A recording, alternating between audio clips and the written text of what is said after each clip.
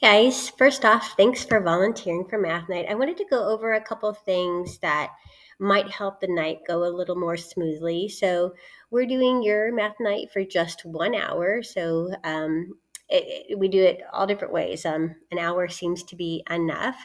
Um, when parents come in, we'll have a couple tables for parents and students to check in. We'll have plenty of pens and pencils available, and there's a direction board that parents can read. But when they enter the cafeteria, they'll have a student passport and a parent passport, and each family needs, like, each person needs both. So the student passport, you'll notice that there's 10 stars on each card, and there are 10 stations. So 1 through 8 will be games, 9 will be an estimation station, and 10 will be a survey. So the survey is important to me because it really does help guide what things are being received well and what things we need to try to change. So our two biggest complaints are typically not enough staff, um,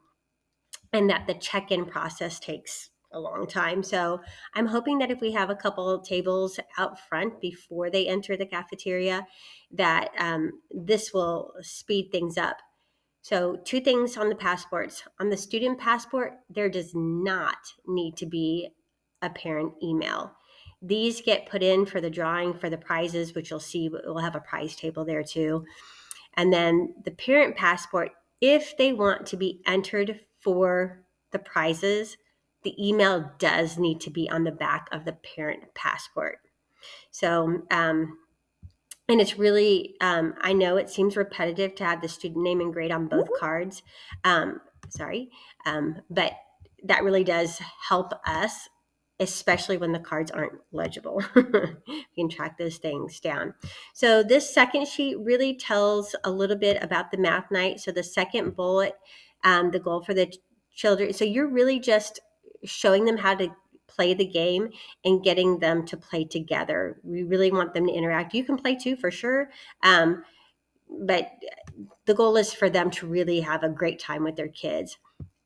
Keep reiterating, if you've got long lines, send them to a station that does not have any, because that's another complaint we get. It took too long. We had to wait a long time. And so anyways, we're going to have some extra things available for your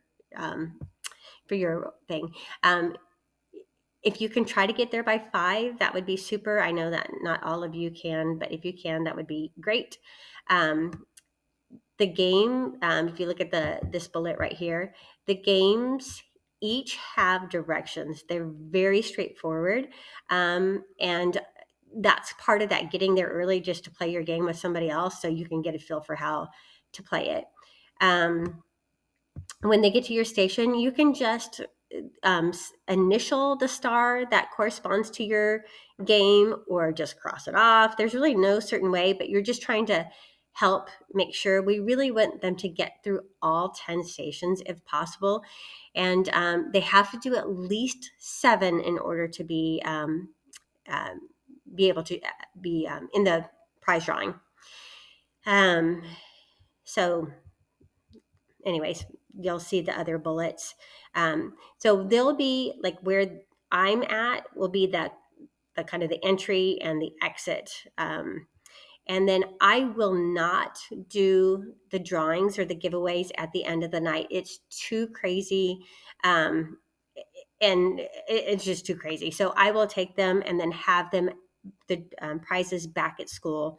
And typically the next day, but it just depends. Sometimes it's 2 days later.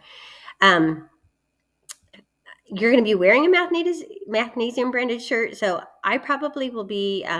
There's one of two of us that can help answer questions. So really, just, we want this to be a fun event, and I know it's after a very long day. That's hard, and so I really appreciate you helping out.